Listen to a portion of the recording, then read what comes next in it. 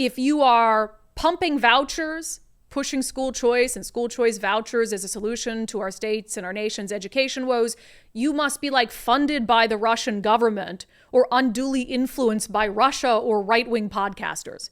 That is the current head of Washington State's public school system. This segment is brought to you by Eastside Weight Loss Clinic. I'm down 37 pounds on the program, and I lost most of that in just 2 months. Do what I did and what so many other undivided viewers have done. Schedule your free 15-minute consultation today at eastsideweightlossclinic.com. One of the reasons this is of interest to me and why I think you deserve for us to talk about it and talk about it openly and plainly is there's this big criminal case involving right-wing as the mainstream media, but conservative influencers. Now, the conservative influencers aren't accused of doing anything wrong. They're actually victims in this case, but I think it ties into concerns over independent media, who's influencing them, where they're getting their money, and frankly, we're independent media. So let's talk about it, shall we? So this is from the Associated Press. The headline, right-wing influencers were duped to work for covert Russian influence operation, U.S. says. An indictment filed Wednesday alleges a media company linked to 6 conservative influencers, including well-known personalities Tim Pool, Dave Rubin, and Benny Johnson, was secretly funded by Russian state media employees to churn out English-language videos that were often consistent with the Kremlin's interest in amplifying U.S. domestic divisions in order to weaken U.S. opposition to Russian interests like its war in Ukraine. In addition to marking the third straight presidential election, which U.S. authorities have unveiled politically charged details about Russia's attempted interference in U.S. politics, an indictment indicates how Moscow may be attempting to capitalize on the skyrocketing popularity of right-wing podcasters, live streamers, and other content creators who have found successful careers on social media in the years since Trump was in office. So basically what this alleges is that RT, which we all know what that is, so RT, Russia Today, which is the Kremlin's media arm, which for some reason is allowed to sort of, at one point at least, I think people are wise to it, but at one point, I mean, you had respected journalists working for RT, and then it was like, well, it's being funded by Russia in the background, but RT is this Russian media entity. Well, according to this indictment, 2 employees of RT were responsible for funneling millions of dollars behind the scenes into something called tenant media. Now, tenant media is similar it's not similar, but the same idea if you subscribe to this show on Patreon. We use Patreon as a platform that already exists where we can host our content there and they can help us collect money from subscribers who pay, $5 a month for the show. So what Tenant Media described itself as is a network of heterodox commentators that focus on Western political and cultural issues. So it's much different than Patreon in the sense that Patreon is for creators of all kinds. You could create art and have a Patreon page and sell people your art through Patreon. You could have a political podcast. You could have a podcast on cooking or whatever it is. So Patreon is just a platform that we use so we don't have to pay to create our own website, try to figure out a way to collect subscriptions from subscribers and put out subscriber content. But Tenant specifically was for a certain kind of independent content creator, namely conservatives who kind of aligned with them. This AP article goes on to say that Tenant Media's 6 main influencers have more than 7 million subscribers on YouTube and more than 7 million followers on X. The indictment shows that some of the influencers were paid handsomely for their work. One unidentified influencer's contract included a $400,000 monthly fee, a $100,000 signing bonus, and an additional performance bonus. Patreon doesn't pay us anything, just to be clear. And if I was making $400,000 a month, I don't know what I would do. For me, some of the influencers that have been caught up in this, and again, they were duped into this. And, people are arguing online, should they have known? Should they have done more to know that they were being funded backdoor by Russia? I don't know.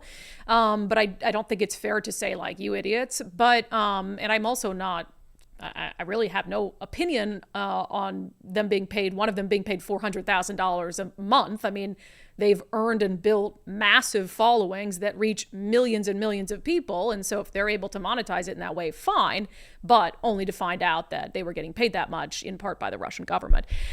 So let me talk about this angle of the story first before I move on to the next one. And actually, in our daily subscriber show poll, which we'll get to later on, I asked you guys, and we've talked about it on the show before, I think that there are concerns about the rise in independent media. Valid concerns. Concerns that I think about often. I've talked about it being kind of the wild, wild west. The independent media grew out of this real growing frustration among Americans, particularly Americans on the right, that mainstream news wasn't fair, was incredibly biased toward the Democratic Party, and that conservative candidates, Republicans would not only not get a fair shake or fair coverage, but there would be coverage that actively sought to attack them and to undermine them. And so when you have roughly half the country who says media is just not working for me, it's working against me, it opened up this whole area to say, is there someone else who's going to fill the void? And so that's when you start to see, when you look at independent media in America, the vast majority of it is conservative. And there's a reason for that. They're not being served in any way by old media, let's call it. So, I've said on the show before that what I think needs to happen is that independent outlets need to become so successful. And we're starting to see that, right? Like the Daily Wire and they've built this huge empire that stretches not only from news, but into documentary, into movies, into books, into children's programming. I think they need to get so successful and so profitable that they're taking away significant amounts of money from corporate media. And so corporate media and the mainstream networks and old media has to decide, like, hey, clearly people don't want what we're giving them anymore. So maybe we do need to be fair. Maybe we do need to make an effort to be unbiased. And so there's going to be this snapback effect. And I would be okay with that. I would be okay with independent media, like our podcast, being a means to an end. I spend a lot of time on this show, as I'm going to again on the show today, criticizing old media in Seattle. I was telling people the other day, unsubscribe from the Seattle Times. Turn off your TVs. Don't give them your views. Don't give them your clicks. Don't click on their articles that help them sell advertising if you're not happy with what they're doing. And so I would be more than happy if we are able to successfully help old media make a decision to really look at what they're doing and change their ways and get back to more how, the media used to be and a long time ago, and the core tenets of the job and their responsibility. And if that leads to us being irrelevant, that's fine. I would rather have the media as an institution, journalism as an institution, the fourth estate correct itself and serve the American people, the people of our state better than I would if I could trade it and say either our show is going to be a resounding success for years to come, or our show is a resounding success for a short period of time because then old media learned what was going on, fixed itself, decided to be fair, and actually serve people instead of one political party like they're doing now. And then they were back on top. Like, fine, I'd be fine with that. We'd find other things to do. So, but I always understand that there's these issues where it's the Wild West and you don't know who's credible. The only benefit for me was I'd already been in this market for 13 years talking about politics and covering the news. And so I had some built up credibility there. But for a lot of the influencers who are out there doing, whatever their brand of journalism or commentary is, you don't know if they're credible. You don't know what their standards are, certainly for what standards they hold themselves to. If they get something wrong, do they care? Where are they getting their information from? So that all of that ranges so widely, not that mainstream media cares about standards anymore either. And then there's the funding aspect of it. Where are they getting their money? Have they looked into the entities and the organizations that are funding them? In this case, Tenant Media being given money by the Russian government to prop up right-wing or conservative commentators.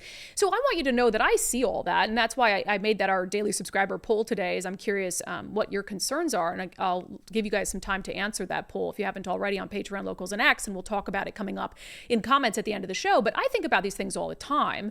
And we just make a decision to hold ourselves to a certain standard, a certain journalistic standard, even though we do commentary. And then, as far as the funding goes, most of our funding comes from you, directly from you. It's not like you guys are picking up the phone and asking us to cover things a certain way. And we're saying, okay, as long as you keep paying us. So it's just about policing yourselves. But can the independent media police itself, especially when some of these people are making so much money? Are you willing to give up that money if the source of it is a little bit sketchy or whatever it is? But again, I don't blame these influencers, podcasters who are part of this, because it really sounds like they were duped, and it was pretty sophisticated. So that's part of it. So, I'm curious what you guys have to say about all of that. I've been on Tim Pool's show. I was never told when I got there, you can say this, you can't say this, or, this was before, I believe it was before Russia invaded Ukraine. And I was just a guest and nobody told me what I could say or couldn't say. So I certainly didn't experience that. And I had a wonderful time while I was there. And no, Russia didn't pay me to say that. I did have a wonderful time while I was there. So let's move on to the second aspect of this story, because it's just wild. So here you have, some people on the left who are now going to say, oh, these guys should have known that they were being paid by Russia. And it's very clear based on what they were saying, and anti-Ukraine animus and all of this. And so, you kind of expect that. What I didn't expect is for this story to be used to undermine those of us who support school choice. I didn't see the nexus there, but some people apparently saw it. So there's a guy named Josh Cohen on Twitter, and he was responding to a CNN article about this Russia-funded U.S. media thing. And he said this. He said, pro-voucher influencers have long used the right-wing platforms from Tenet Media, to attack public schools and hawk school voucher schemes. All right.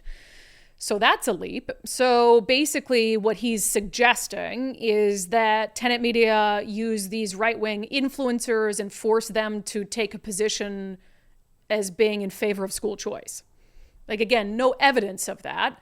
And in doing that, he would make that sounds like he's making some sort of assertion that Russia has a reason to support school choice and charter schools for American students over public schools, which sounds a little odd. I'll get to that more in a moment. But why do I care? Why do I care what some dude named Josh Cohen says on social media?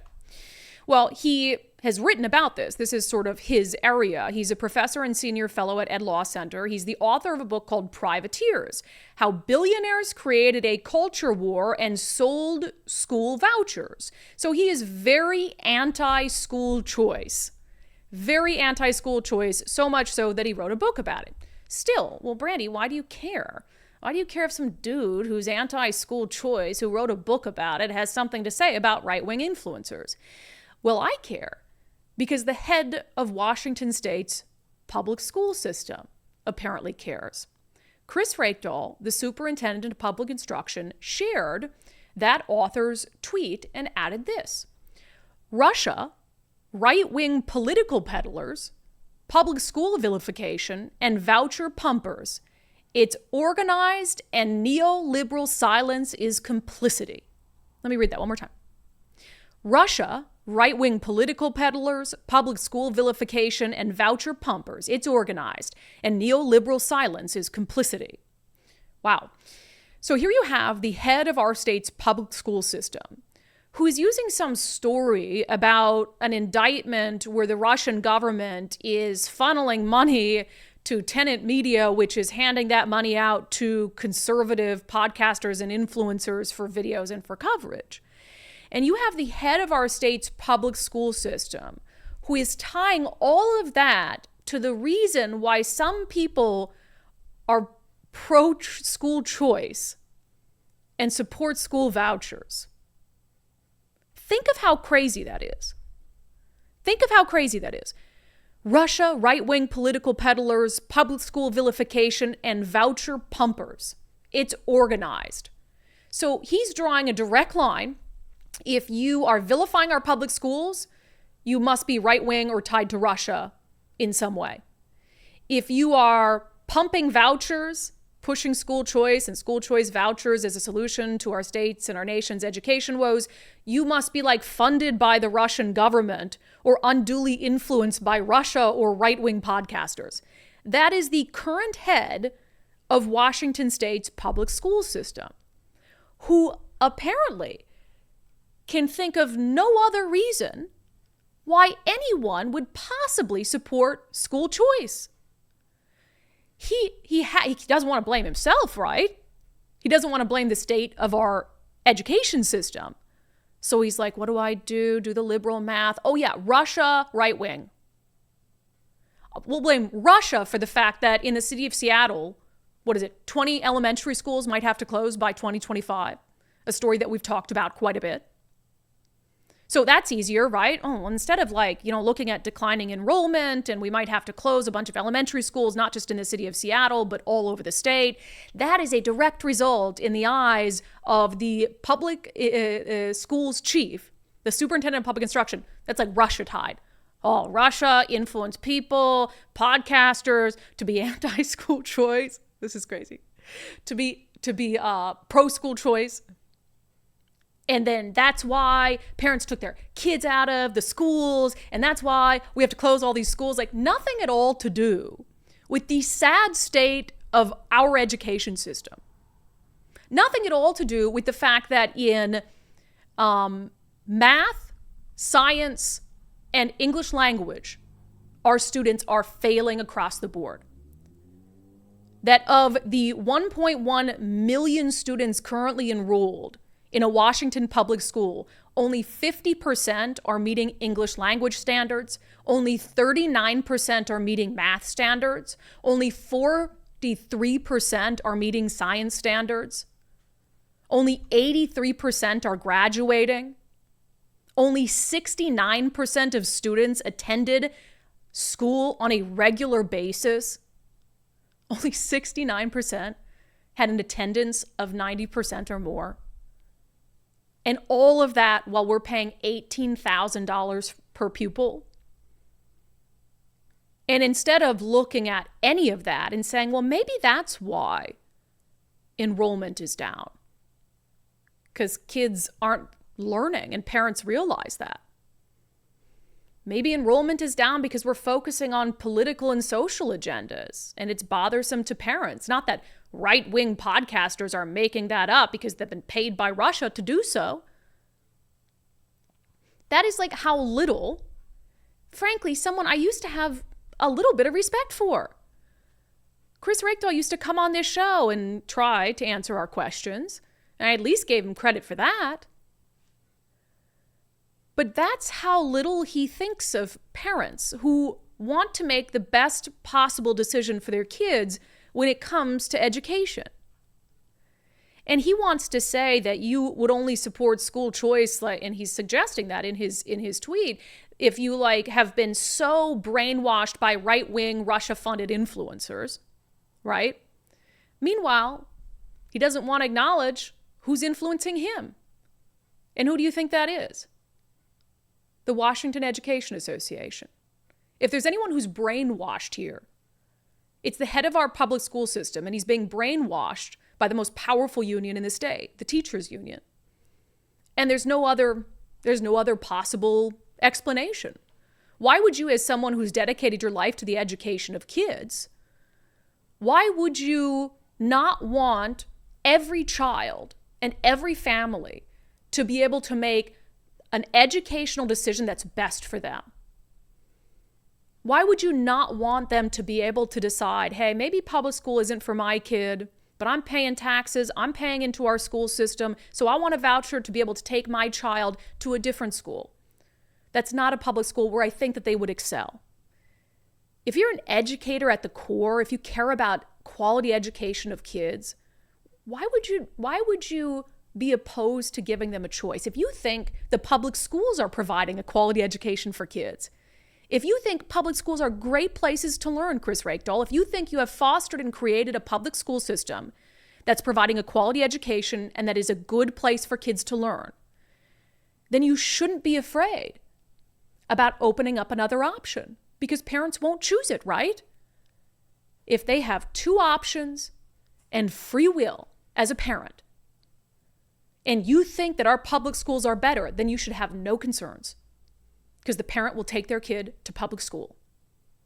But that's not the case. He knows that if given vouchers, if given school choice, that enrollment will decline even more.